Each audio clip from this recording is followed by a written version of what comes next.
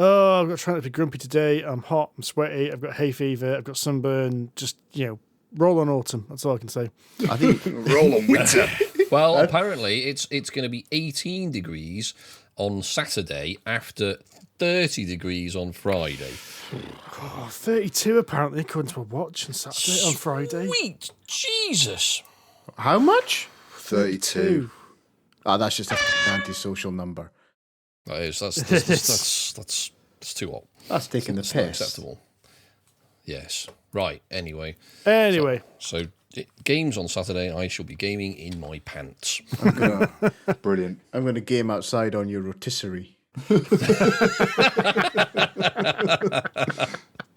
Right. Halfway through the day, we'll stick a fork in Sid. Right. He's done. Lunch is done. What you need on your decking juice is one of is those run clear. you need one of those lazy Susans on your decking.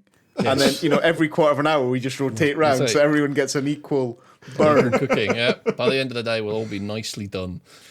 Right, what are we here for? I think we're here to talk about board games. Have you even could done be the wrong, intro? though. Have you done the intro No, yet? not No, yet. we haven't done the intro. Oh. We haven't got that far yet.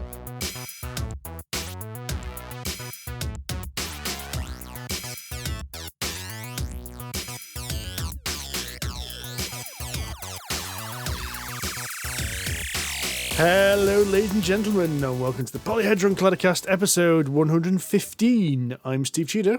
I'm Andy Lewis. I'm Sid Gill. I'm Rory Summers. Well, this is kind of a part two because we had that much stuff to talk about UK Games Expo that we couldn't fit it into one 90-minute podcast. And I found out that most of our listeners actually prefer shorter episodes. Whenever I go over an hour and a half, you can see the numbers just drop dramatically. It's quite interesting. So we decided to break it up. But it's kind of almost like a normal episode, this is as well, because we've played some of the games from the Expo a little bit more now. So there might be some more discussion. Yes. So it's like Expo Wash Up Plus. Oh, I like that. Ooh, sounds like we know what we're doing, Steve. So we've washed up and we're doing the drying as well. Yeah. Wouldn't be a PHC podcast without somehow mentioning homeware, would it? No. I went to Dunelm Mills. Oh, here we go. Here we go. It was a miserable experience. It's never fun. It's never fun. You always end up spending more money than you intended. Just like the expo that we're here to talk about. So, who's going to go? Jesus. Do you know what? Actually, this time I didn't spend as much money as I intended at the expo. What, at Expo or Dunelm? Yeah. At Expo. Because I went in fully prepared to spend an obscene amount of money on Burn Cycle. But Chip Theory weren't there. So they saved me a lot of money. Well done, Chip Theory. Although I would have preferred it if you'd have turned up so I could actually see the bloody game because it looks pretty good. Yeah, I thought it was going to be there. Yeah, so did I. But never mind. I saw Cloud Spire for sale and that was it. I didn't even see Too Many Bones because not the previous proper one, the previous big one, Too Many Bones had a massive stand, didn't they? Huge stand, yeah. Yes, they did. That's where I got it because they'd been there 2 or 3 years on the trot. And I thought, right, the first year I didn't go for it. And I thought, right. So for an entire year, I was stewing on my lamentations of not buying it. So when they were there the following year, I bought it. And then some. Well, it's the best way to buy Too Many Bones, though, is in person. Because you don't have to pay the inordinate shipping fee for that really heavy It's box. true. I just put my back out when I take it to the car. Lesser of two evils. But they did have a lot of Too Many Bones stuff for sale on the same stand as they had all the Cloud Spire stuff. So I think there was one shop. Basically, it was actually the same shop that I bought one of the games that we're probably going to talk about later on. All right now. In fact, White Knot. Yeah, White Knot right now. First Rat by Pegasus Spiel. It just turns out that, well, I bought it, so that pretty much lets the cat out the bag, doesn't it? Whether we liked it or not. But it's, yeah, the stand, the shop that was next to Pegasus Spiel were happening to be selling First Rat, were also selling a load of the Chip Series stuff. So, but I wasn't interested because I already have it. So First Rat then. First Rat then, back on point. The game which almost caused domestic. No, that was just a minor disagreement. Steve, quiet now. Don't stir it all up again. That was a minor disagreement, and she was wrong. And I do partially take the blame for that because I didn't realise that Laura wanted you back there to demo it, and I said to you, let's saunter back. Let's take our time. Sid and Laura are playing a demo of this game. Me and you will saunter back. We might pop by Games Workshop. We haven't been on the Games Workshop stand yet, and you wanted some null noil, didn't you, Andy? That's true, I did, yes. So let's just take our time and just make sure we haven't missed anything. And then we found out we were in trouble. Yes, we were in trouble. I've been waiting here for 15 minutes. Where have you been? I've been over with Steve at Chaos Cards. What have you been down there? I told you. You even responded. I didn't realise. Anyway, let's not relive the trauma. Too late. Don't forget, Laura's going to listen to this. Oh, I know. She'll laugh. And you're going to get it and she'll all probably again. argue again. I will. You're right, Rory. I will. I'll get it in the neck again. Anyway, first rat. I think before we go too far, and to save your domestic situation, I think we should just say Laura was damn right sitting us down to play that game. She was, to be fair. Yes. Let's just acknowledge that now, yes. And then we've said our bit on that, and we can move on. So that's it. We're on even par now. We're okay. I just want to come round to your house at the weekend and have games, and not be like you guys are having a raging blowout. I'll be over fine. The fact It's that forgotten first about rat it. Don't wasn't worry picked. about it. We've played it. She likes it. The problem's gone away. So, again, letting large cats out of big sacks. First rat is a game about a number of rats who have discovered that the moon is in fact made of cheese, much like Wallace and Gromit. And the idea is they want to build a rocket to the moon to go and eat all of this delicious fromage. And rats being rats and not having access to technology such as thrusters and rocket propulsion, they've decided to build it out of vinegar, soda water, baking soda, and other such things. So the idea is that you, as a bunch of rats, go up a little trail, which has a number of spaces which give you various sort of resources. And the object is to try and get as far as you can to the top, create your rat into an astronaut, and off they pop. Now, of course, it's not that simple. The rats never actually make it to the moon, because they're rats. And along the way, you can gather all of the resources, including cheese, weirdly, and you essentially gather lots of resources, and you can pay these resources to put your token onto one of the victory point tracks. So the idea is if you gather all these resources quicker, you can go higher up the victory point track and score more points than your opponent. And you can do this in a number of ways. So different combinations of these resources will buy you points. But there's also other ways to score. So you can buy bonuses, which will give you an ongoing ability. You can buy ongoing scoring abilities. You can release more rats. So as part of your go, you can either move one rat a number of spaces, or you can move multiple rats, slightly fewer spaces. They all have to end up on the same colour of space, but in doing so, you get a shitload of resources. And of course, you hog the spaces for everybody else, because if somebody else lands on your space, you have to pay them cheese. Or rather, they pay you cheese if they land on your space. So it's all very competitive. And it's all very good fun. So Laura and I have played this a couple of times since we bought it. So even since Expo, she's gone through it with a bunch of people. I've gone through it with her. And everyone has really enjoyed it. It's not particularly complicated. You can get through it in probably about an hour, if that, with 4 players. Straightforward game. Very pretty, very colourful, very well put together. I think it was £35. So it was very good value. There's tons in the box. It's just great fun. A really simple teach, really great fun game. I gotta admit, we sat down for this game, and I was like, "Oh my god, what have we let ourselves in for?" This is going to be a kiddies game. It looks a bit like Snakes and Ladders when you look at it on the board, like a fancy version with rats.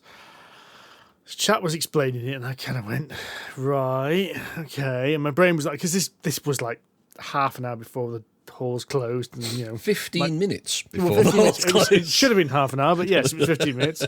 My brain was at full capacity, so I had already ran out of whatever juice was left in it. And he was explaining it. I was thinking, what? Hey? What on earth is he talking about? And we played a couple of rounds. I fully expected it to be awful.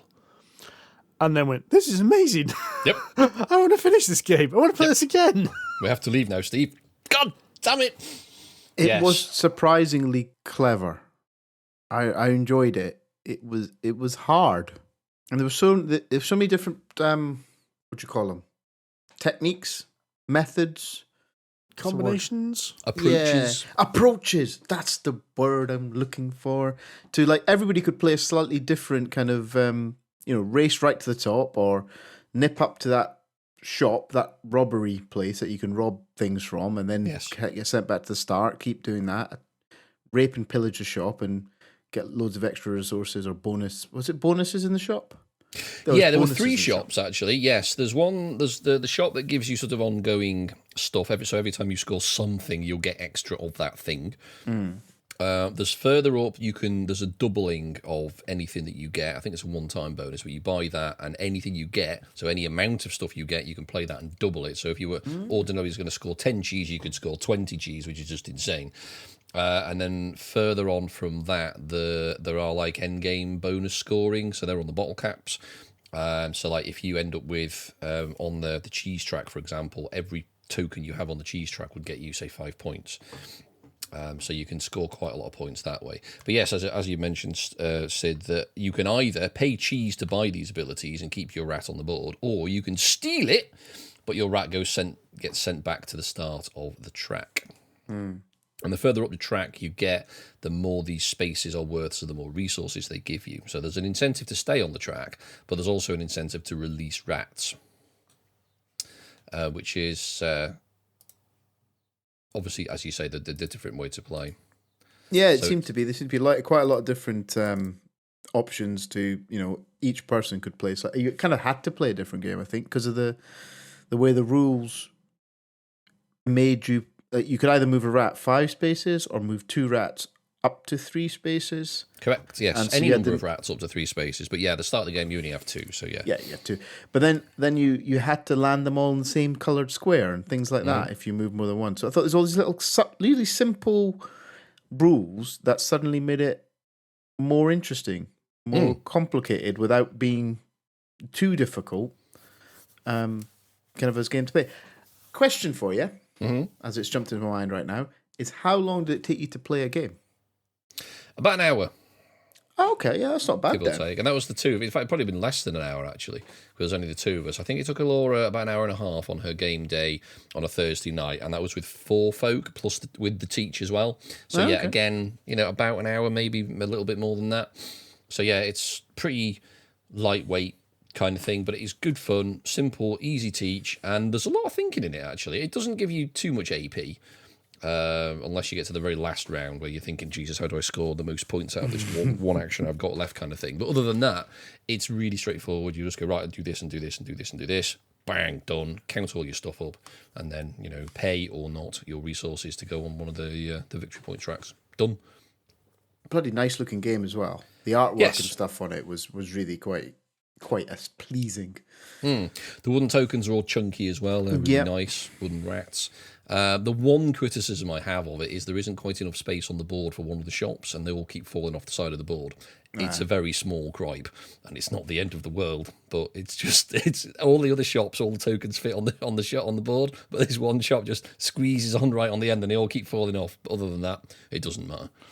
You guys were all buzzing about this immediately after playing it when we met up before we were headed off, and I ducked out of the game because it does sit 5 players, and I, like Steve, was like, I took a quick glance at the game and was like, this is probably not for me. I'm going to go do something else. And then we met up afterwards. You guys were just all raving about it, and like Steve said, Andy, you picked it up, purchased it as soon as you finished playing it. So that was a ringing endorsement. Well, yes. It wasn't after we played it. It was midway through. I think he got to turn number 2, went, this, I'm off to buy it. Yeah. Buggered off to the shop next door. There was 1 copy left, and he came back quite pleased with himself. All right, okay. Like a rat who got all the cheese. Yeah. Well, that's quite impressive. That's really impressive. Yeah, the guy that was teaching us was saying it had been literally. He pointed at the stand that was selling it next door. He says, "Yeah, they've been selling it all day. They're nearly out. So it's been really, really popular. So there you go." And for £35, that's a bargain sale as well, isn't it? That's well inside punt territory. Oh, totally. Yeah, that's the thing. I was expecting it to be like 40, 50 quid. Nope, £35. Bloody hell! Right, Andy, there's a stand over there. Pointing to the other opposite corner of the hall for 33. He said, "Do you know what? I can't be out for £2. It'll save my legs." Plus, by the time I get over there, it'll be 6:10 and I'll be closed. So do you know what? Bollocks to it. I'll pay the extra £2. And I'm glad I did. It's a really good little game. Awesome. I'm looking forward to playing it properly, to be honest. Steve, what's Shadow of the Sun? I'm pretty sure, if my memory serves me correct, being a couple of weeks now, this is the new name for what was previously known as Defection. Ooh, I did see that.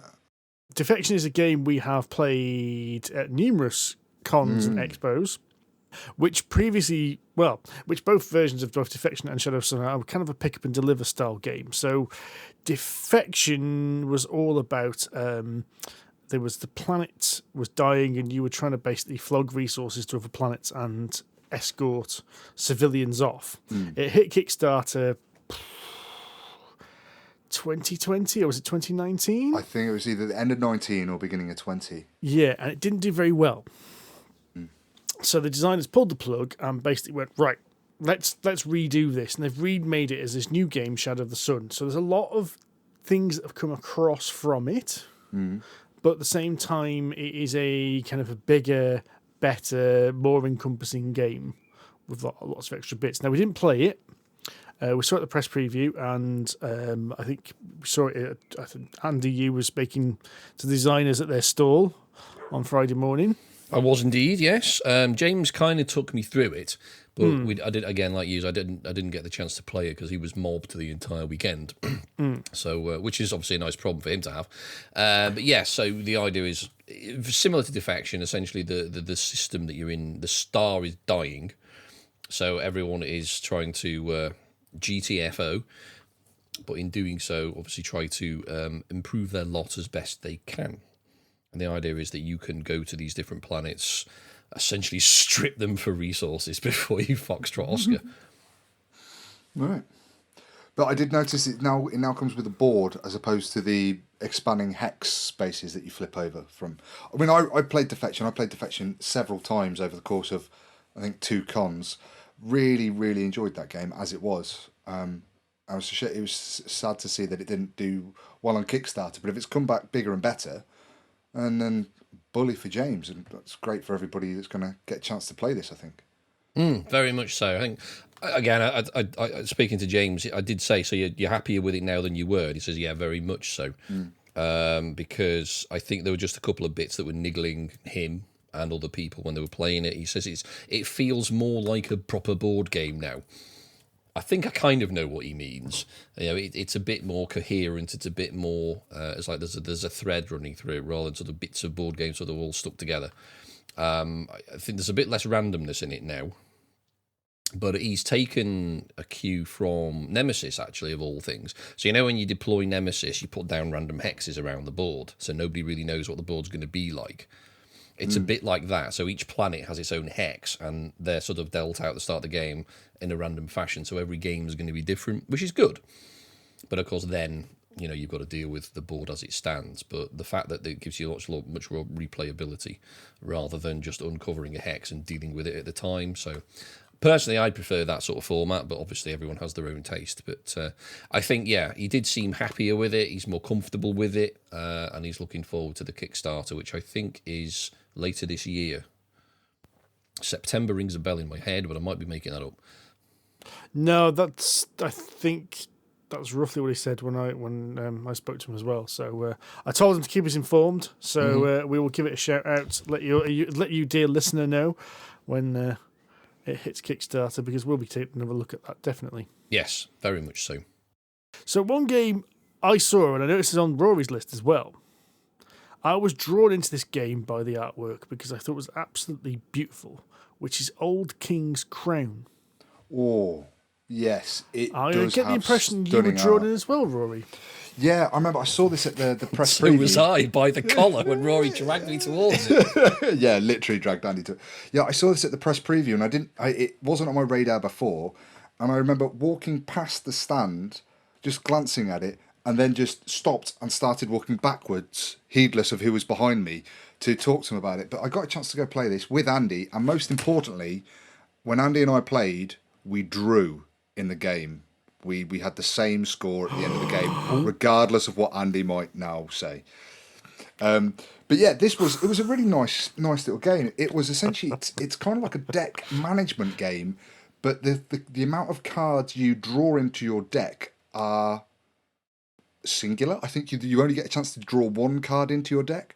So it's really about cycling through and trying to get the really poor cards out. And you're using these cards to bid on 3 rows. Each row has 2 actions on, and if you win the bid, you get to pick which action you're going to take.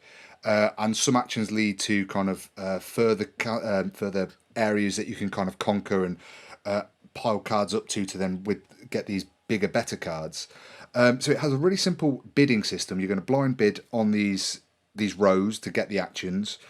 You've got this deck of cards that you're trying to shift the odd ones out. But what I think it took Andy and I just a few explanations to get a head around was, unlike a normal deck builder or deck management game, you don't ever want to get to the point in this where you've got no cards in your deck and you reshuffle your discard pile, because whenever you do that, you lose, I forget the term in the game, but essentially you lose a card from your hand. So every time you have to reshuffle your discard pile, your options in the subsequent rounds are less, which sucks. Yeah, so there's a hand size mechanic. drops. Yeah, your hand size drops. So there's one of the rows, there's one of the actions, which is to take cards from your discard pile and put them back into your deck, which Andy and I were like, well, why would you want to do that? It doesn't seem much point. Until he eventually managed to explain why you really want to do that. So it turns out that all of these 6 actions that you can take, they all become vitally important just at slightly different points in the game. And it's trying to fight for those. It was a nice game. I think I enjoyed it. We only had like a demo. We only played maybe 2 or 3 turns, I think. But I'd love to get this to take. There was a 4-player game going on, and they seemed really involved, and they've got some tactics and strategy down on how they're managing the cards and cards on play on the table. It also had these pawns that you were able to place on the thing to try and. It's essentially kind of like an ante in poker. So I'm going to win this row, or this row, and if I do, I'm going to get some extra stuff for it. But if I lose, I'm going to lose more stuff. So it had that as well, which was, I say, really nice, really simple card hand management game that had absolutely breathtaking artwork. I want to play it again. I want to play a full game of it, but it looked really cool. It reminded me, actually, weirdly. I don't know if you've ever seen the artwork for the box on Inish. It looked a little bit like that, but not the same. But it was very striking. It was very, very pretty. There's a lot of obviously deep strategy going on and a little bit of second guessing as well. Which, you're trying to think, well, does Rory want to do that this time? Do I want to do that? If I do that now, because I've got gash in my hand, tell you what, I could play my sort of psych out card first, find out what he's got, and then, maybe trump him to see if he's got invested in that. And there's a few very clever mechanics in like that as well. And you can go to one area, as Rory says, which would affect potentially the outcome of another, or you could swap 2 cards over. So if you've done an absolute, turd in one area, and you think, oh crap, he's gone full down in that one, I'll swap my cards around to see if I've got a better chance, for example. Yeah, so there's always something going on. Yeah, very clever. All the cards did have special abilities, and we only really scratched the surface of those, and then it's trying to work out how those cards synergize in your hand and how you can maximise. But we only played a few rounds, so we didn't really get to see all of it. It looked really good. It was actually the artist who was teaching us the game.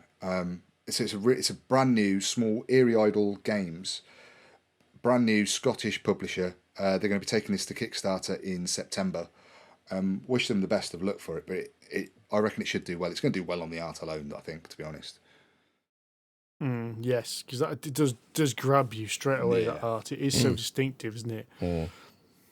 Mechanically, it's quite simple. I think tactically, it's quite deep. Yeah. Ooh, that's a big sell, that is, then, isn't it? It is. And realistically, it's not going to be. It shouldn't. I can't imagine have a big price tag attached to it, because it is just a board and some cards, a few decks of cards, a few decks of cards, and maybe some peripherals. Those little wooden holders for our special abilities. Because the other thing, all the players were not asynchronous. Asymmetric. There we go. All had their own little special quirks that they could do as well, which again we didn't get into. So very nice. Well, if this is the one I'm thinking about, Steve and I spoke to him on the preview. Yeah. and I'm fairly certain it's already on Tabletop Simulator for people to try. I'm pretty sure it's this one. Was this one with the big tarot cards, size things? Yeah. Really colourful, vibrant artwork. Yeah, that's the Yeah, one. it was a beauty. I'm almost certain that this is on Tabletop Simulator for like an early sneak preview play kind of thing. I think if this is kind of between 30 and 40 quid, I'm probably going to back it. Andy, think No, you card won't. game shocker. I know. They'll do a deluxe version, Andy, and you'll go in for that one. I know. The thing is, I don't know. I don't think I will. I don't think it's the sort of game I'd be able to play much here at home because Laura wouldn't play it. She's not her kind of game.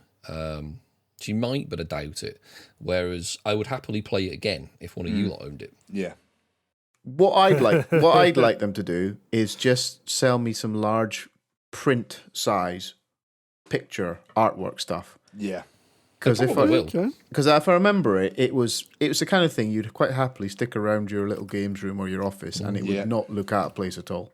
No. It was properly beautiful. True. Very true.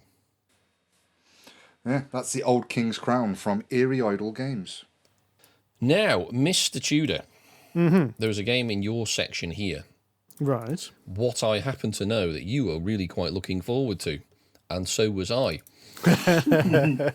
Can I guess what it is? You can try and guess what it is.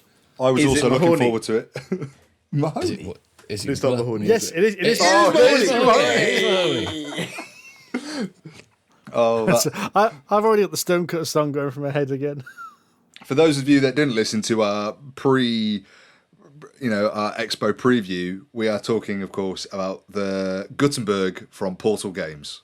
Yes, Gutenberg, a game about the printing press. Well, I got a bit confused because I remember, God, it must be 2 years ago now, Andy being very excited about getting a board game about the printing press and about how it changed the world, but this was a different game. Yes. Because you were thinking about one from, was it A Games? Yes, Impression by A Games, which I backed on Kickstarter quite a while ago, but obviously because of certain global phenomena, it has been delayed, as have many things. So I should be getting that later this year, which they are very, very different. So Gutenberg is a Euro-stylish game in which you are trying to basically fulfill contracts on prints, and the prints themselves are just the vowels rather than make it too complicated and you have to have all the letters. They're stuck to just the vowels, and you have to basically make the word on your print by having all the letterheads, and the game actually does come with these little carved little typeset wooden letter pieces like you would get in a proper old printing press, and you have to have the right coloured ink. So basically it is a gain the contract, gain the letters, gain the ink, but you also have technology levels. So certain words you can get a bonus, which will usually get you more money and more victory points if you've got certain technology levels. And there's basically 4 tracks. So it's a good old famous, Euro game tracks going up somewhere, which you'll pop a piece into. What's interesting about this is rather than it being a worker placement, which it could quite easily have been, is you bid on each action space on the board. So you put a little shield up, and you've got this little board that goes behind the shield, and you put your little blocks into the actions, and you bid how many blocks you want to go into each action. And the amount of blocks everyone has is dependent on their turn order for that turn. So the first player has less blocks than the last player. So you then reveal, and you go down the actions one at a time, and whoever has the most blocks bid in, they'll do that action first. If there's a draw, then it goes in turn order. The other little thing, which if you see any pictures of the board, it's the thing that's going to jump out to you, is some gears. You've got some little gears you can buy. And you buy these off the main board and slot them onto your player board. And they have 3 sections on there. And so at any point in the turn, you can use the power on the section which is kind of lit up, which is in the highlighted section. And at the end of the turn, you rotate the gear through 120 degrees. So it's 1/3 turn, which then turns up the rest of them. And they're all turned properly. So by the end of the game, you should have 4 gears and they'll all turn in unison. And, is it 3 gears, Andy? Yes. And yes, they are in volute gear form, so they do move as they should. They are satisfying, yeah. Yes. Stephen It's Tudor very approved. satisfying. Yes. However, I would say, to me, the game itself was not very satisfying. I will let everyone else come in with their thoughts in a second. 'Cause Andy, you played this, didn't you? I did. Did you sit? No, it was Laura No, and I our didn't. friend Dave. And our friend Dave. And I will tell you what Dave said as well to offer a counter opinion. I found the game very bland. It felt, we say this thing, game déjà vu, where you feel like you've played this before. This felt like 100 other mid-weight or lightweight Euros. You took a contract from one part of the board, you got some pieces, you fulfilled the contract, and I think you could only actually fulfill one contract a round, which meant being ultra efficient didn't seem to be much use. So basically, you wanted to try and get the biggest contract every round you could. The gears weren't enough to make this exciting, and the bidding wasn't enough to make this exciting. To me, it just felt very, very samey to a lot of other games. It was beige in colour and beige in feel. Yeah, and it didn't. Apart from the gears, it didn't pop out on the table at all, did it? You're right. It was beige. It was black fonts, just simple black text for the symbols and things like that. Yeah. Now, I will say our friend Dave, he played it as well. He really liked it because he thought that this would really suit his gaming group. It gave him the opportunity to play a very light to midweight Euro without having to worry about, the rules overhead that you get in something like a unpronounceable T game. And I can see his point. I mean, if you didn't, if you don't already have a game which kind of meets this requirement, I'd say, yeah, it does what it does. Okay, it's got some interesting bits and pieces to it, but I just felt like too many other games I've already played and got bored with, if that makes sense. Actually, I've realised what it feels like now. It feels like Chocolate Factory from Alley Cat. Okay. Because you get a contract in that, you do some mechanics, you pop out some shit at the end, and you fulfil the order, if you can. But I would much rather play Chocolate Factory. See, I was trying to think what other games it reminded me of, and the only one that really jumped out at me, bizarrely, was Potion Explosion. Yes, same sort of idea. Get a contract at the start, put marbles through machine, find combination that works for you, fulfill contract at the end. Yeah, I'm sure there's plenty of others, but yeah, it's pretty much that kind of game. But I would rather play both of those than Gutenberg. Yeah, it did nothing for me, unfortunately. I agree, sir. It seemed to be selling quite well. Apparently sold out at the expo, and that was it's not actually available in store at the moment. It's still only available for pre-order at the moment, so seems to do quite well for a Portal. Be interesting to see what people say about this game in like 6-9 months' time, whether people are excited by it or if it's fallen off the radar. So that was Gutenberg from Portal Games. Shall we regale you about the dinner that Sid and I had in Paris? Oh, a romantic dinner over a lovely table, over brasserie. Is this the one where you ruined the atmosphere by calling Rory a variety of pretty words? I called him a lot of nice words. Very affectionate words, I'd like to think. Yeah, there was a lot of feeling in those words he called me. Those words could only be said from a place of true love. or vitriol. They were big words. Were they? Were they very large 4-letter words? Normally preceded by you, absolute or complete. Yeah. And no, it was go on, Rory. Right. So Dinner in Paris is one of the games that I wanted to check out because it looks so bloody pretty. Sid and I sat down to play it, and there was a chef's hat and a Dinner in Paris apron for me to wear whilst playing it, which I duly did. So sitting there, we played this game, and it is a bit fiddly, this game. This game is a bit fiddly, but I think it's worth it. You are collecting some ingredient cards. Once you've got enough ingredients to open up a restaurant of a certain type, so you need potatoes to open a frittery, you need steak and cheese and bread to open the baguette place, and so on and so forth. Once you've got enough, you trade those cards in and you get one of the little plastic restaurant buildings. You place that on the board, and from that point on, you've opened up the tracks to build the terraces, which are these tiny little kind of like 5 by 5 mil very brightly coloured cardboard chits that you put down and place in front of your restaurant, and you're trying to do various things with them. What was really good about this game, I've enjoyed it when I've played it afterwards as well, is the objectives of the game change potentially each game. So it's all about majority area control, but what you have to control and how you control it changes from game to game. So in the one we were playing, it was all about who has the most terraces in the north side of the board, who has the most terraces around the central fountain, and maybe the most pigeon cards was the other one. So pigeon cards are cards that you collect which give you bonuses. You collect those as soon as you build a terrace over these little pigeons that are carrying little letters, because apparently that's a thing in France.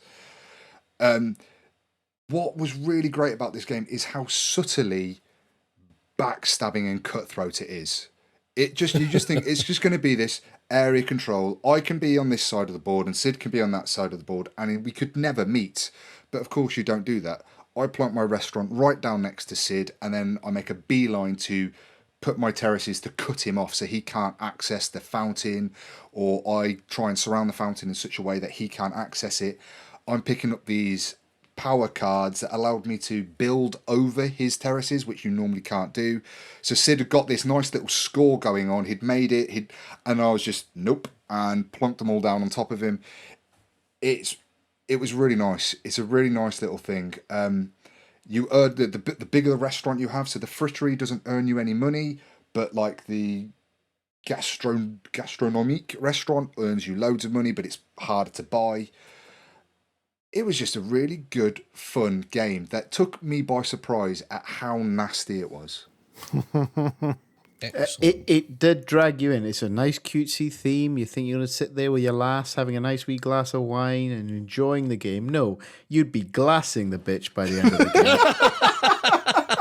game. It is an evil game. I mean, it creeps up on you as well, because we started off quite nicey. Yeah. You know, we were like separate parts of the board, and we're putting our little restaurants down and all doing our own little thing. And then about 2 or 3 rounds in, it's like, well, I'm going to buy that food truck to piss Sid right off. Yeah. Bang! Drops it on the board. Starts coming in at me from 2 angles and all sorts of capers like that. And it was bloody good fun. Yeah. And because you like, when you drew your ingredients, you could draw them blind. You could draw them from a kind of a flop of cards. And pick, trying to build up your restaurant. As Rory says, different kinds of restaurants. Not only did they earn you different amounts of money and cost you different amounts, but the terrace tiles that you could put down would cost you different amounts as well. Yeah. So like some of the win conditions, I think one of the win conditions was to place as many terraces from 2 rows of restaurants as you can. Yeah. Now, if you pick the expensive restaurants as your kind of plan, then suddenly you're paying 3 or 4 times as much for each little terrace tile you put down. So you really need to be bringing the money in. So it was really clever. Yeah, Really nice. Really clever. I think my biggest gripe with this game is just how fiddly it is. There's a lot of setup every player has to do, and with putting all these chits in, it is a bit of a pain in the ass. But once it's done, it's done. The way you manage to physically keep track of your money is a little bit of a pain. You've got it's a die cut board with a track, and you use the yellow little cube to mark your actual income, and you use the white cube to mark your actual amount of money. But for some reason there's only a space for one of them. So when your income is equal to your bank account, one cube just sits on the side. That's a bit crap. It was a bit, and it's just actually I think this would probably work if I just went and got some euros and just threw some euros in the box. My income is 5. Here's 5 coins. And I'd be tempted to do it that way, just to make the managing the money a little bit easier. But it's so beautiful on the table. I actually played a 4-player game of this on Sunday at the pub, and it was even more brutal with the amount of backstabbing and cutting people off and just really trying to get in their way. Like a really good area control should be like that. It's not just about me controlling all the areas. It's really trying to limit you doing it as well. Yeah. And there's lots of options to how you do this. And then when you score points at the end, Sid and I never got to that point because I think we decided we'd been playing for about half hour, 45 minutes. And the Sid way had run I out of played, swear words. Oh, I was ready to flip the table by that point. But I loved it. It was not people gonna think that's a bad thing. No, that was a really good feeling, actually, that I had. I was grumpy, I was angry at the game, but I just wanted to see what we did and where we went with it. It was fun, it was exciting. And I reckon just Rory cheated. No, I definitely didn't cheat. He did come out. He did define me afterwards, and he spent a good 5 to 10 minutes gloating and reliving exactly what he did to you as well. It was perfectly legitimate because I got my ass handed to me. It was a clear win to Rory, but I mean, no mistake. No, really enjoyed this game. I picked it up as soon as we finished playing it. I went and bought this, took it home again, played it on Sunday. It was that for putting it all together. All the buildings have got these little stickers on, which was a bit of a pain in the ass to do, and then you've got to put the roofs on. But once you've done it, it's done. Looks really pretty, really good fun. It was only £35. I would gladly play it again and again. Nice. Yeah, Dinner in Paris, which is from Funny Fox and Hachette. You're making me want to play this now, boys. I reckon if the four of us sat around on a table and played this, I'm not sure four people would leave the room. It would be a good fun game to play, and I think with four people it'd get a lot busier. We would be properly getting in each other's ways more often. And I think we were playing with the food truck expansion. Yeah, we were playing with the expansion, which came out this year. Which I didn't buy because I just wanted to enjoy the base game for a little while. The base game's got enough going on there without the food trucks. But even just like the artwork on the cards with the ingredients and stuff was really nice artwork. Yeah, it was a well-made little game. I think there's a few things like you say about the terraces, which is a bit faffy, a bit fiddly. Whether it needed like kind of, I don't know, a little bit of a cut out on the board so you could place them and they wouldn't move around or something. I think for me it was more, I was discussing with one of the guys I was playing with has got a 3D printer, and we were joking about him printing some little printing some little terraces or something. It's more putting them all in your trays. When you start the game, we didn't really have to do this because it was already set up, but you get that board and I think there's something like 36 of these little chits that you have to place in these rows, and they are quite small. They're about 5 by 5 mil, and you've got to put them all in this row. In there's 4 rows to do, and it's just a bit time consuming. So I'm thinking 3D print something with a little magnet on the bottom, magnetize that base, and they just plop in there. So that time, every time you get the game out, there's your player boards ready. You can't do it to the board because it's double sided for a 2 or a 4 player game, but. We had a good think about it. Cool. Sounds good. So much so that I may have just ordered it. Andy, I'm coming to your house in 3 days you with this game. You don't live at my house. Okay. You do have a spare room though, don't you? Maybe. That's a very guarded response from Dr. Nestor. Unfortunately, yes, I do, because he's staying in it on Friday night, so yes. I would like to talk to you about an Uwe Rosenberg game. Another dry-boring Euro. An Uwe Rosenberg game? Yes. An expo? I know. I missed this. You did. Tell me more. I'll tell you more. It was Atiwa. It's actually in prototype, so it's not a full game yet. It's not available yet, but they are hoping to have it available for Essen. Of course. This is by Lookout Games. They did Newsford as well, or Knutsford as I call it. All about the service station on the North Cheshire M6. The Atiwa is Uwe Rosenberg, and it is set in Ghana, in Africa. And it's all about fruit bats. So the idea is that, of all the subjects. Wow. Okay. But to be fair, Uwe has covered quite a many and varied set of subjects in his games. He's covered Vikings, he's covered cave farmers, he's covered fishermen. So now fruit bats get the treatment. Mm-hmm. And the idea of Atiwa is that you are trying to make the most of the colony of fruit bats near a Ghanan, I'm going to say village, settlement colony, whatever word you want to use. And the idea is that fruit bats in real life, they eat fruits, obviously, and they poo out the seeds some distance away, and from those seeds, trees and plants and things grow. So, the whole circle of life thing. And the idea is that if I think the rough gist is that conservationists, environmentalists, biologists, etc., have worked out that if we can not take advantage, that's the wrong word, but we can live in harmony and make the most of and utilise fruit bats. So if we're not quite domesticate them, but at least allow them places to live around their homes, they'll come in, and start essentially planting trees almost on our behalf. So the idea is that you're in this game, you are growing your village, you're growing the number of people in it so that you can house and home more fruit bats, in which case you'll be able to create more trees.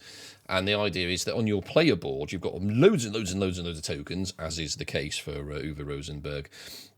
And it's essentially a big sort of long, sort of 30 centimetre wide. And you've got a token that represents trees, tokens that represent goats, tokens that represent kind of the fauna that exist in the sort of nearby woodland and scrubland, sort of random animals, roadkill as I used to call it, as I called them during the game. You've got families. And the idea is that if you grow families, obviously you've got to feed them, which is why you need goats, or you need to grow trees which have then fruit, or you can grow vegetables straight in the floor.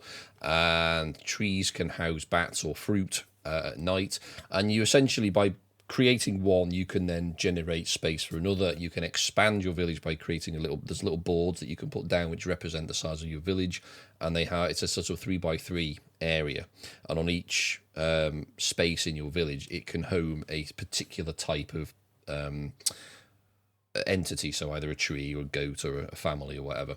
And the idea is obviously you've got to make the most of your space, and the more of this stuff you can get off your player board and onto the actual board, the more points you score. So typical Uwe Rosenberg stuff. If you've played Caverna or something like that, it'll be reasonably familiar that the more stuff you can put onto the board and make the most of, whilst feeding your family, of course, then the more points you'll score. And you can get money for things like that. And of course the idea is that families start off sort of uneducated in the ways of the fruit bat, but during the game you can educate them in the ways of the fruit bat, and the fruit bats will then live with the families and poo all over the house. And they fly away in the night and do the pooing at night and then come back in the morning. So it's all about that kind of thing. So lots of ways to score points in a way, but generally the idea is get as much stuff onto the board as you can, and you'll get lots of points. But it's a very nice little game. I say little. It's not particularly as heavy. It's nowhere near as heavy as Caverna or anything like that. It seems to be a little tighter as well. So it doesn't have the market anywhere near the size of Caverna, which you remember if you played Caverna or Agricola, the markets in those games are massive, and you take half an hour just trying to work out what the hell's in there. It's nowhere near as big as this. You basically got 4 sets of tiles at the top of the board that represent kind of permanent structures that you can put into the building that anyone can get, and the other side of the board is the sort of stuff that varies with size, and you can always buy them, but they cost more money. And if you're the first person to buy one that round, it's slightly cheaper, that kind of thing. But that's it. It's literally just grow your village. There's nothing particularly clever about that.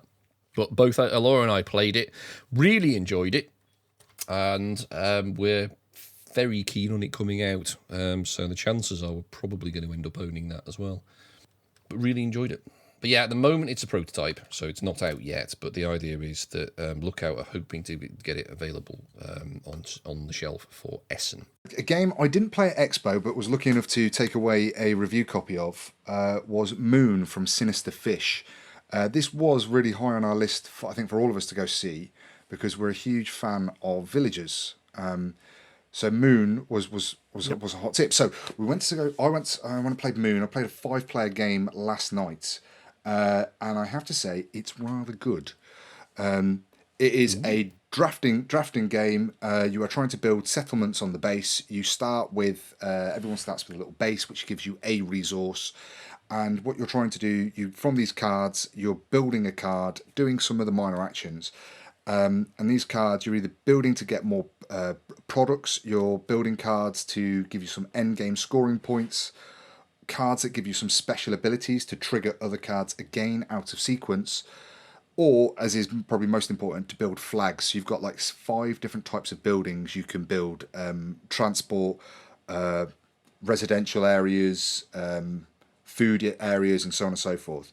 And what the idea is, you, as the people who have visited your settlement return to Earth, the more of these flags you have, as they're called in the game, the more they're going to talk about your settlement when they get back to Earth, and then therefore the more people are going to come back to you. So it's basically flags.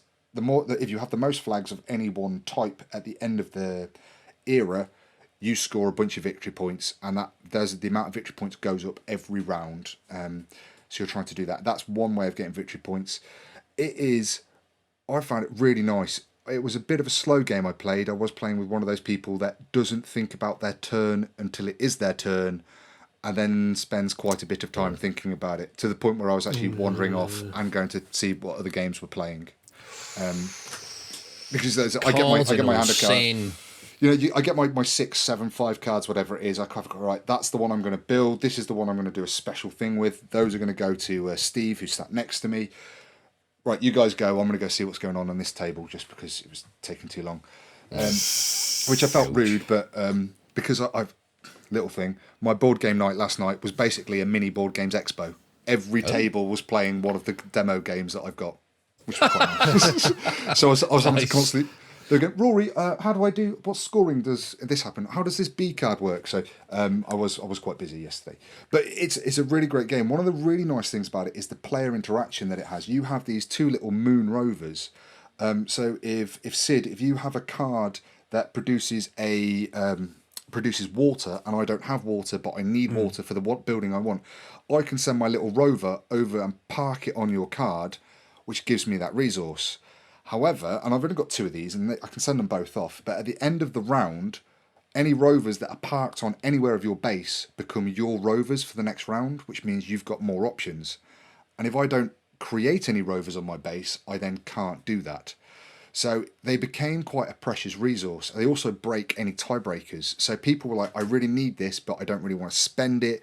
But if I go here, I'm also going to stop so-and-so potentially getting this resource or this ability, which I know he or she's going to need. It was a really nice little bit of player interaction there. It was a good game. I want to play it again. Now that I've played it all the way through, I understand the synergy between the cards. So it has a Seven Wonders dual vibe.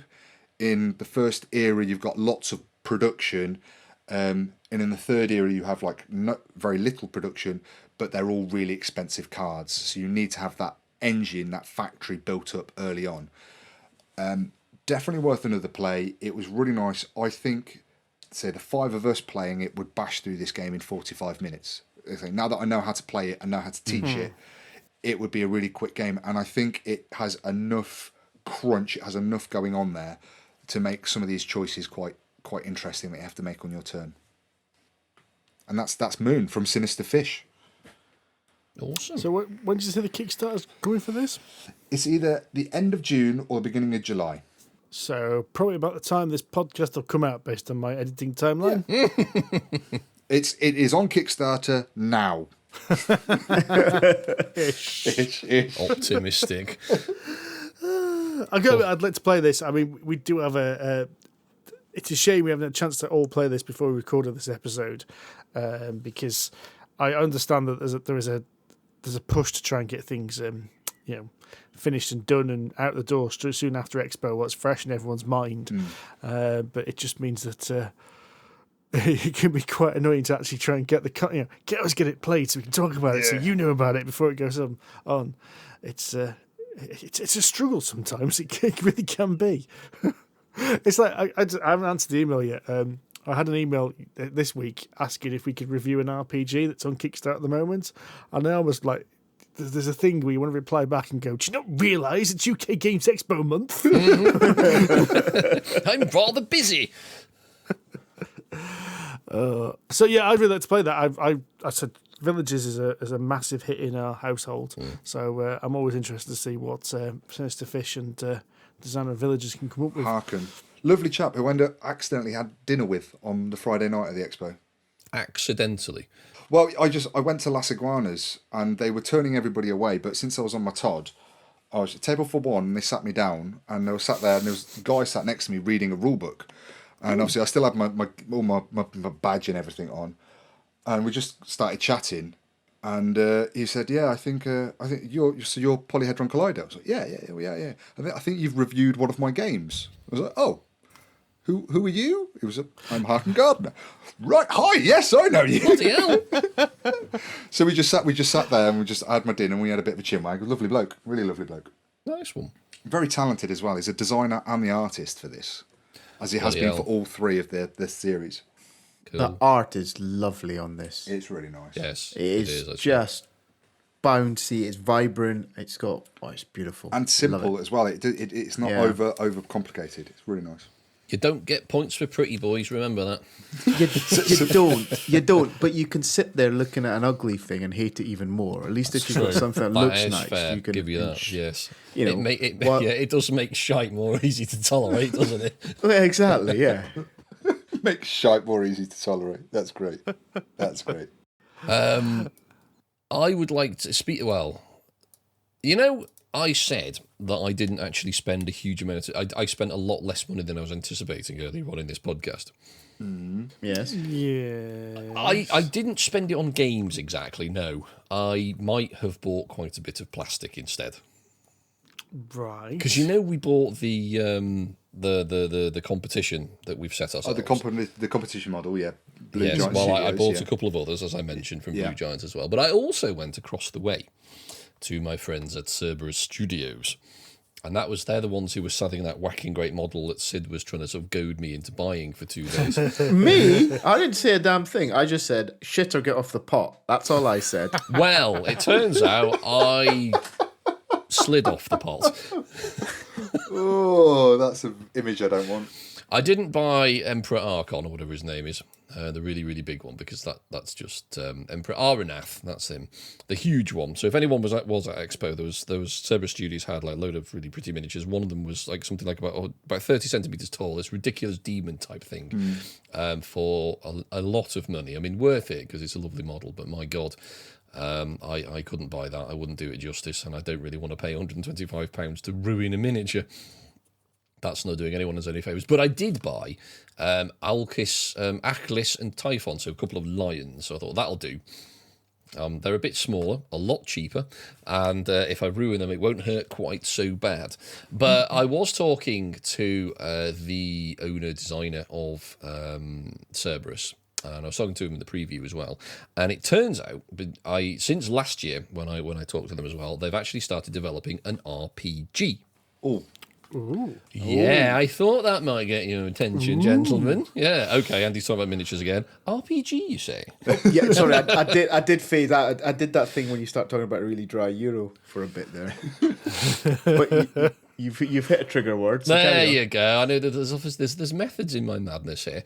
I don't know what it's going to be called yet, but it is based on the two, or at least one of the two systems that they've got at the moment, which is Celestial Affinity, which is what this bloody great demon's from, and there's Mortal's Reckoning, which is another sort of system that they've got. Both at the moment are just miniatures at the minute, but they are developing an RPG based on one or both of these things. So it's obviously going to be sort of fantasy, epic type affairs with demons and angels and powerful creatures. I don't know any more than that, so I'm going to watch this space, but hopefully Cerberus will keep me posted. So we did a bit of a chin wag on all this. He's very keen to keep me posted, so we can. I'm very keen to be involved and have a look and see where this is going, because I do love the universe that they've been created. So yes, I thought I'd give them a quick shout. And yes, the miniatures are very, very, very pretty. The paint jobs have been done by our friend Angel G. Yeah, the paint job's like looking at. So is this Angel? He says, yeah. I said, yeah, you can tell. You know when you said, Steve, some miniatures just need to look good enough at like arm's length or 3 meters away. These things look good 3 mil away. They're insanely good. Oh, so that's Angel Giraldez, isn't it? That is, yes. The Spanish guy who just does. Yeah, I've been watching some of his videos lately. What he can do with paintbrushes is amazing. Yes, it really is. Yeah. This boy can paint eyeballs with an airbrush. It's not. Have you seen? Actually, there's a recent one. He challenged himself. Can I paint a head, like a face, that regular size sort of 28mm face, with just an airbrush? Turns out you can. Do you know what's really weird is that's obviously, I think that's another miniature painter's line of miniatures that have come out. So I saw a guy from Midwinter Minis painted the same set. And I love Guy. He's a lovely chap, but he's no Angel Giraldes, and it shows, unfortunately. Nobody is Angel Giraldes. He is that man has been blessed with some kind of godlike talent. But so Cerberus Studios are developing an RPG. So hopefully we will be able to see what that's like. Hopefully in the next 12 months. I don't know what the timescale is, sadly, but I will be personally keeping an eye on them anyway. And I'm sure I'll probably end up buying another model or two at some point. But I've got enough to keep me quiet for a while. Says everybody with loads and loads of plastic. Just buy more, it's fine. Every minute painter ever. Exactly. Andy, you've got over 400 of the bloody things. Doesn't matter, they'll be fine. One more's not going to make any difference. We actually had a few questions come in about the expo. So we can finish off with a bit of focused delving into the mailbag this week. Good Lord. Which is quite cool. So Craig Haggart asks, as a demonstrator, it was a great expo. People were excited to be back and keen to try out some games. It was a pleasure to welcome people to our stand and give them an experience, which I feel is quite unique to conventions. Oh God, he's written quite a long. This isn't a question. This is an essay. I have highlighted the actual question itself, Steve. Oh, okay, yeah. All right, okay. Excellent. Thank you, Rory, for doing the hard work. I've seen a lot of discussion about why Expo exists. What is its purpose in the wider board game community? Now, I understand that he mentions a bit more about there's been some negative stuff, and I must admit I have seen this as well, and I have been perplexed by the negativity. And this negativity seems to be on the lines of, why do we need an expo when I've got a friendly local game store? And, well, my first thing is, well done you, because in my opinion, a friendly local game store is imaginary. They don't exist. Because I do not even have a local game store, never mind a friendly local game store. You'd quite happily take an antagonistic local game store. Yeah, I would, yes. Nice. Well, they're very different things, though, aren't they? I mean, if you can get an expo into your game store, you're doing very, very well. I completely agree. I suppose it is like we go like the Dice Boxes is fortunately for me it is a friendly local gaming store, and they do have a very large selection of games. But I think the expo is the experience. I can go around and I can play a game for 10 minutes, or I can play it for an hour. I'd feel a bit like a cock if I went and did that at the shop. You know, just when I pulled a game down and sat and played it for 10 minutes. Right, I've had enough. Put it back. Get another game down. And it's also it is not necessarily about the hotness, but it's also for me, it's about seeing my mates. It's seeing you guys. We don't actually physically get together too often, but then it's about seeing those other people that I'm friends with in the board gaming community that I don't see. I get on quite well with Cesar. I only ever see him at Expo. Mike Barnes from Who Dares Roll. I always see him in the outside area getting some fresh air at the expo, and we swear at each other. That's the only time I ever see him. It's a really nice kind of touch point for these people, for me to see these people, not just about the new hotness. I absolutely agree, Rory. What struck me about this as a first timer is it wasn't just about public stuff. It was about businesses talking to businesses, content creators talking to distributors. It was more about the industry, not just the consumer end of it, if that makes sense. So you're not going to get that in a friendly local game store, are you?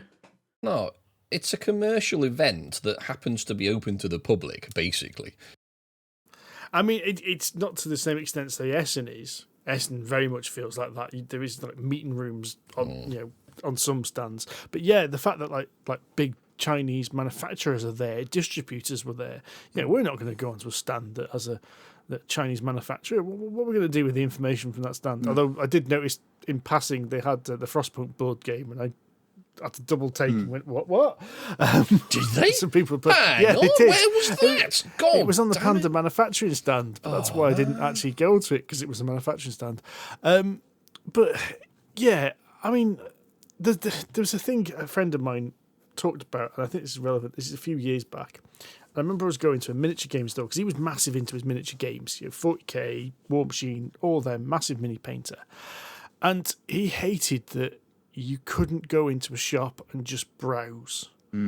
Because most of these things they don't keep in stock. Most local game stores don't have the funds or the throughput to stock all these things. He says he wants to just go in and go, ooh, that looks nice, I'll buy that.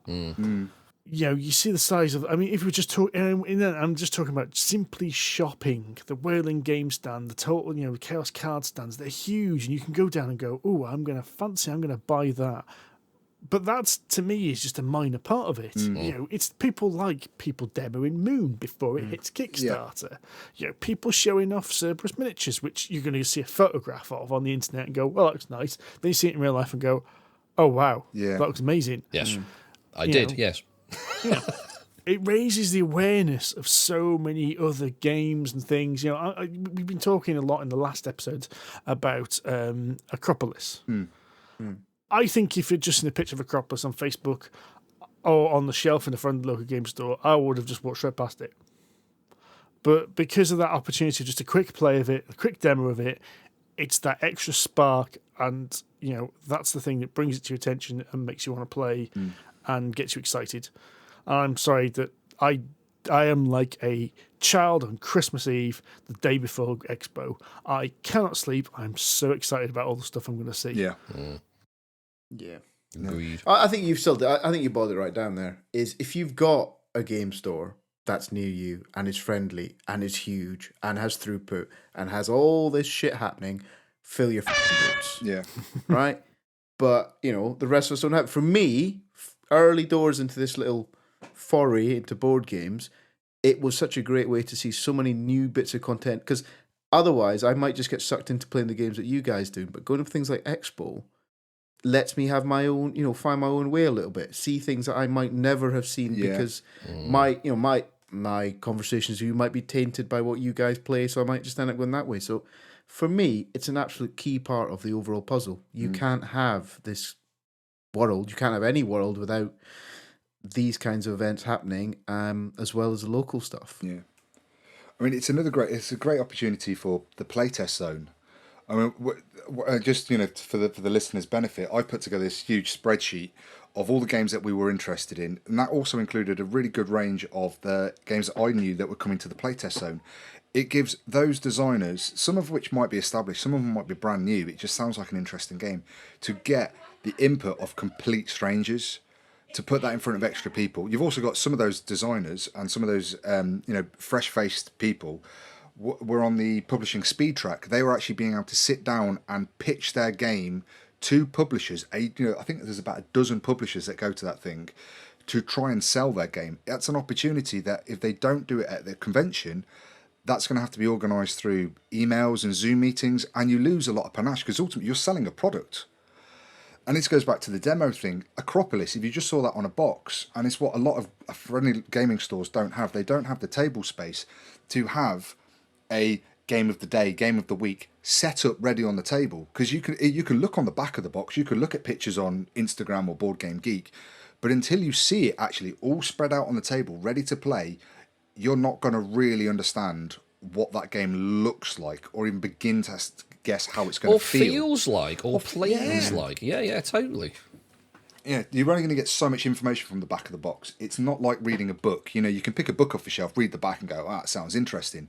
You don't get the same amount of information that you need before you make a purchase of a game. It's true. Very true. And you know what? It was just nice seeing people, right? And I know not everybody likes to see people, but for me, with everything that's happened the last couple of years, just seeing folk out, having fun, sitting down and playing games with people that you've never met before. All right, they didn't all play out the way you wanted, Rory. I appreciate that. But, in general, I don't think we had a bad demo that day. No. We were people that love playing it, people that love teaching it. It's just, it's good fun. One of the positive outcomes as well, I noticed, I think it was literally today actually, where we're recording this podcast, is the designer of Amulet of I'm going to say Anthrax because I can never pronounce it. It's Thrax. Amulet of Anthrax was actually on one of the board gaming groups on Facebook either today or yesterday, asking for feedback, because a lot of the people who had played a demo, like Steve and I had played, he was looking for a lot more discourse about what to improve about it, because he'd gone on to Kickstarter. I think he'd either failed or he pulled it, one of the two, and he wanted to know how can I make it better, and he got a lot of feedback from that. And obviously you wouldn't get that from a local game store. How can I make my game better? And hundreds of people demoing that game over those 3 days. Exactly. And the good thing is, I hope what he's done there is he's got his big boy pants on, and when someone turns around and goes, well, I found this, and this shit, and why, rather than just berate it, then you can actually take that on board and use it and make a better product. Yeah. So that's why I think Expo exists. It needs to exist. Well, I mean, you get the same sort of thing in any industry. Admittedly, a lot of them aren't as exciting. But I mean, I've been to a defence expo in my former career. Poor child. It was actually brilliant. It wasn't actually with the organisation with whom you are currently employed, Sid. It was the one I joined afterwards. Oh yeah. So I was there as a consultant. I was basically just a kid in the candy store, and there were basically assault rifles and tanks and God knows what else around. I was just having a whale of a time. It was brilliant. But it was the same sort of idea. I mean, I didn't really know what the hell I was talking about, and I was just going around picking up guns and throwing, obviously fake grenades and testing the weight and seeing how it'd fit on a flak jacket and things like that. But the same principle applies. I mean, if you're going to go into a market, any market, you need to know as a buyer, as a seller, as a commercial entity, what this stuff's like. How is it going to benefit my market? Who can I work with? It isn't just about buying stuff as a customer. It's about networking with other people in the industry. I think you said it exactly there. That it's not just about the person at the end of that chain. No.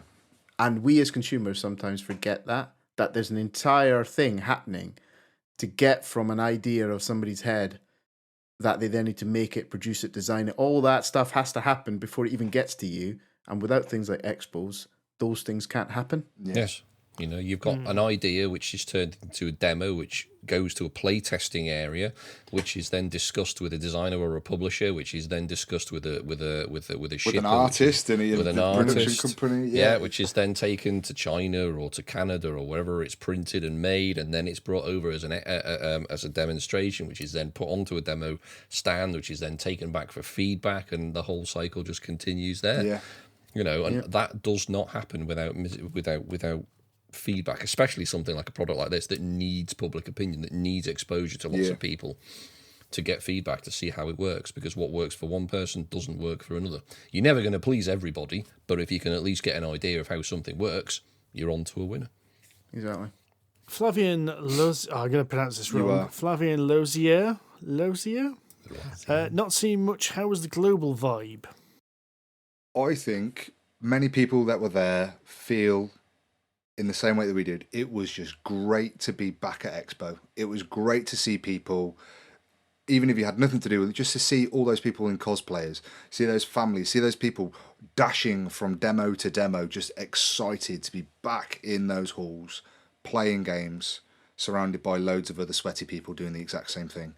It reminds you how big a community this is. We say that it's a very niche hobby that we have. But when you have 39,000 people turn up over 3 days at Expo, and you're there and you see them all, and the queues to get in, and that just rush when the doors open, it makes you feel part of a much bigger community. It makes you feel like a big board gaming family, and that in itself is awesome. It's nice to meet these people. It's nice to be recognised as well on the same front. And I don't just mean because we're doing this podcast, just because we're part of that community. People say, oh, hi, Andy, how you doing? I've not seen you for 3 years. Or, my God, Frank, where the hell have you been for 2 years? How are you doing? That kind of thing. It's all brilliant, really. I mean, as I said the last podcast, it took me 2 hours to get through 3 stands when we got through the main door because of the people I've not seen for 2, 3, 4 years. It was brilliant. Really good to catch up. And also good to see how they're doing. Not just as people, but as a business, how their stuff is doing, how their games are growing, what they've got coming out next, what do we need to look out for. All of this stuff is just really cool. So yeah, the vibe is definitely there. I think the enthusiasm very much is there. And it was just really good. There were people talking about various bits and bobs. First Rat was mentioned a fair few times. Hachette, to be fair, was mentioned a lot. You know, they had a really good stand. I know Flavian's obviously part of it, but it was talked about. You know, they had a really huge number of demo games out there. You guys played 3 or 4 of them in a single sitting. It was talked about. People went there. It was visible. Alley Cat, you know, people went there. Obviously, Games Workshop was mobbed because it would be. But there were loads and loads of stands there that people were talking about. Oh, have you seen this? Have you seen that? Go over there. Have you seen this? Where's that? It was just brilliant. Really, really, really brilliant. Torrent Spence asks, did you get to the War of the Ring card game announcement? No, Torrent, I did not, and I am most annoyed with myself that I did not. Shame on you. Shame on you, Tudor. I saw a picture of this on Facebook, I think Saturday morning, and it's like, War of the Ring card game at Expo, and I had left Expo and was not coming back, and I went, bugger, I would have liked to have seen that. So I know absolutely nothing about this game, but I'm intrigued because I rather like the War of the Ring board game, and I'm a bit of a sucker for anything Lord of the Rings anyway. So I'd like to give it a go. Alberto Cocodrillo asks, he asked several questions. I think we may have answered this already. So he'd like to hear Sid's impression of the con. What was he expecting, and if that's what he found, and would you come back again? I think we know the answer to that one, don't we? We know the answer to the last bit. Yeah, I'm going back. But taking the other 2 bits, we kind of touched on it all the way through the first podcast and this podcast to an extent. But in a summary point of view, what was I expecting? Honestly, it was kind of like Andy. The kind of expos and things I've been to before are very, very different. They're kind of work-related things or other boring-ish stuff. So this was very much an expo where I went for myself, for something I was starting to enjoy doing. So my expectations were mostly set by you guys to an extent. You know, you kind of pitched it at, this is what it's going to be like, we're going to do this and all that kind of stuff. I was expecting it to be a community type thing, lots of people, lots of games to play, demos, bit of kind of networking type stuff, given kind of the podcast and everything else like that. I was expecting to see some decent food based on Andy at Aircon. I was expecting to be hot. I was expecting to be fighting for coffee regularly, and I was expecting, as an oldish man now, elderly gentleman, I'm not elderly, but you know what I mean. I was expecting to need to sit down every couple of hours. I was expecting to have sore feet. And what did I happen? And what did I find? Yeah, pretty much all of those. Met some new people, played some fantastic games. It was, I think it delivered everything that I was expecting of it. I was hot, I was sweaty. I did need to sit down every couple of hours. I got food down my top. I ate reasonably well, better than I was expecting for my last visit to the NEC. Absolutely, I'm going to go back. Damn right. I mean, we're already thinking about Essen, bizarrely, aren't we? So, we just need to convince the wives and girlfriends that this is a great idea and why we should do it. I absolutely. I thought it was fantastic, and I just feel almost privileged that I was able to share it with you guys, because it was a great thing to do. Excellent. Alberto has asked another few questions just to round us off, though. This is for everyone. What was your key memory of this year?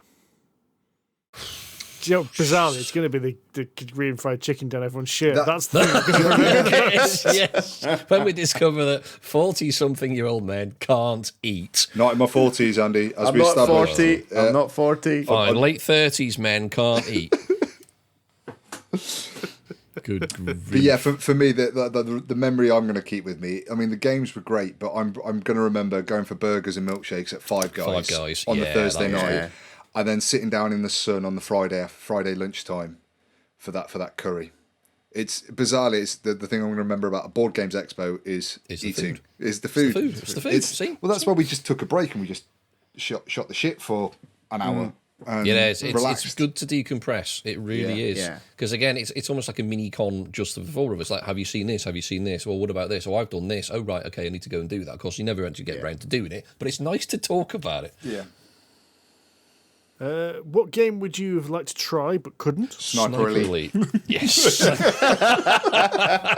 There you go. Do we have a game for our weekend session then? No, I don't think so. Unless I thought we had a copy of this. No, we weren't able to get one. We weren't able to get one just yet. So unless someone buys it before Friday. No. No, but Sniper Elite, we went to that stand every day, and every day their tables were fully booked at the times that we were able to get over to them. They were rammed. That's Rebellion. Yeah, great game. Lots of people took it. I've seen lots of pictures of that, and I'm gutted. I didn't that and Moon, but I've played Moon now. Did the games you tried live up to the hype expectations? I think we've covered that in the games we played. Yeah, to be I fair. think so. Yeah. And what was the surprise you didn't expect much from but won you over? That's first rat. rat. Definitely. First rat. Yeah. So that draws a line under our UK Games Expo 2022. We should be back with a normal episode next time. That might be a few weeks from now. Until then, you can find Polyhedron Collider all over the internet. Just tap it into Google. You know how it works. Well, you say Until that. then. A lot of people don't know how. I'm not suggesting our listeners don't, but a lot of people don't seem to know how to use Google. Until next time, happy gaming. Ta-ra. Cheerio. Bye-bye.